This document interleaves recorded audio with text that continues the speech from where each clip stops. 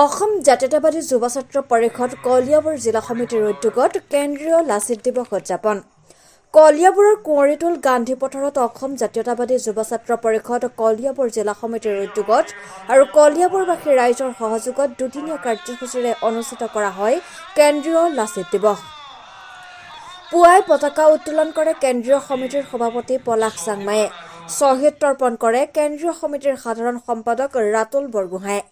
কেন্দ্ৰীয় লাচিত দিৱসৰ লগত সংগতি ৰাখি উলিওৱা হয় সমন্বয়ৰ সাংস্কৃতিক শোভাযাত্ৰা। সমন্বয়ৰ সাংস্কৃতিক শোভাযাত্ৰা প্ৰতিযোগিতাত কলিয়াবৰৰ 20খন বিদ্যালয় মহাবিদ্যালয়ৰ অংশগ্ৰহণ।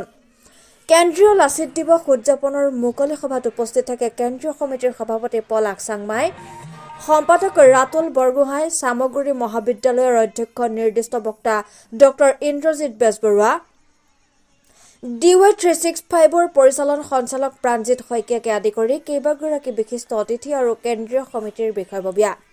স্মৃতিগ্ৰন্থ উন্মোচন কৰে কলিয়াবৰ শাখা সাহিত্য সভাৰ প্ৰাক্তন সভাপতি তথা প্ৰাক্তন উদ্যোগ মন্ত্ৰী গুণীন হাজৰিকাই। সভাপতি পলাশ চাংমাই তেওঁৰ ভাষণ প্ৰসংগত কয় যে লাচিত বৰফুকন সমগ্ৰ দেশত যেনেদৰে প্ৰতিষ্ঠা হ'ব লাগিছিল তেনেদৰে নহ'ল। বহু দল সংগঠনে লাচিতক হিন্দু বীৰ হিচাপে প্ৰতিষ্ঠা কৰিব খোজে। এইটো কিন্তু জাতিটোৰ কাৰণে দুৰ্ভাগ্যজনক।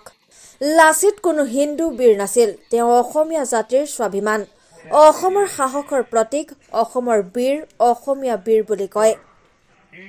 নিউজ ডেস্কৰ ৰিপৰ্ট, এনি এক্সপ্ৰেছ।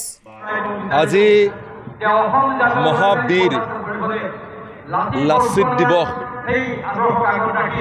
আৰু এই লাচিত দিৱস অসম জাতীয়তাবাদী যুৱ ছাত্ৰ পৰিষদে এইবেলি পৰিষদৰ কলিয়াবৰ জিলা সমিতিৰ উদ্যোগত আৰু কলিয়াবৰবাসী ৰাইজৰ সহযোগত আয়োজন কৰিছে। আমি সকলোৱে জানো লাচিত বৰফুকন অসমীয়া জাতিৰ স্বাভিমান আৰু সাহসৰ প্ৰতীক। যেতিয়াই জাতিলৈ সংকট আহে, যেতিয়াই জাতিলৈ প্ৰত্যাহ্বান আহে, তেতিয়াই আমি সাহসেৰে লাচিত বৰফুকনৰ নাম লৈ জাতিটোৰ প্ৰত্যাহ্বানক মুখামুখি কৰিবলৈ চেষ্টা কৰোঁ। আহোম ৰাজত্বৰ সময়ত লাচিত বৰফুকন একেদিনাই লাচিত বৰফুকন হিচাপে প্ৰতিষ্ঠা হোৱা নাছিল। আহোম ৰাজশাসন যদিও বা ৰাজশাসন আছিল, ৰাজতন্ত্ৰ আছিল, সেই ৰাজতন্ত্ৰত বহুবিলাক দিশেই গণতন্ত্ৰৰ উন্মেষ ঘটিছিল আৰু সেইবাবেই যোগ্যজনক যোগ্য স্থানত তেওঁৰ যোগ্যতা অনুযায়ী কাৰ্যনিৰ্বাহ কৰিবৰ কাৰণে আহোম ৰাজশাসনত মৰ্যাদা বা সুবিধা প্ৰদান কৰা হৈছিল। আৰু লাচিত বৰফুকনেও মহাবীৰ আৰু বৰফুকন হিচাপে মোগলক শেষবাৰৰ কাৰণে পৰাভূত কৰি অসমীয়া জাতিক উদ্ধাৰ কৰিছে। লাচিত বৰফুকনৰ সমসাময়িকভাৱে সম্ৰাট ঔৰংগজেব, মহাৰাষ্ট্ৰৰ মহাবীৰ শিৱাজী বা শিখ ধৰ্মগুৰু টেগ বাহাদুৰ, এনেধৰণৰ যিসকল বীৰ আছিল, সেই বীৰসকল সমগ্ৰ দেশত প্ৰতিষ্ঠা হ'ল। কিন্তু লাচিত বৰফুকন যেনেধৰণে সমগ্ৰ দেশত প্ৰতিষ্ঠা হ'ব লাগিছিল তেনেধৰণে সমগ্ৰ দেশত প্ৰতিষ্ঠা নহ'ল।